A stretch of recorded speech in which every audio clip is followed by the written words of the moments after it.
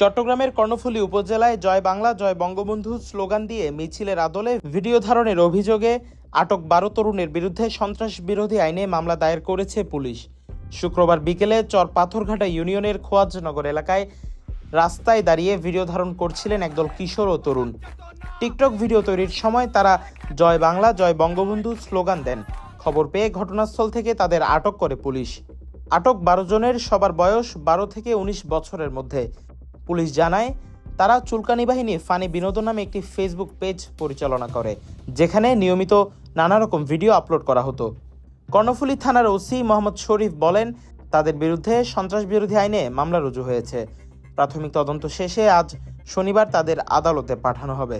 তবে আটক তরুণদের স্বজনদের দাবি, এটি নিছক কিশোর সুলভ দুষ্টুমি ছিল, তাদের কোনো রাজনৈতিক সংশ্লিষ্টতা নেই। ভিডিও তৈরির মাধ্যমে কিশোরদের এমন কর্মকাণ্ড নিছক বিনোদন নাকি এর পেছনে অন্য উদ্দেশ্য, তা খতিয়ে দেখছে আইনশৃঙ্খলা বাহিনী। News desk, CTG post.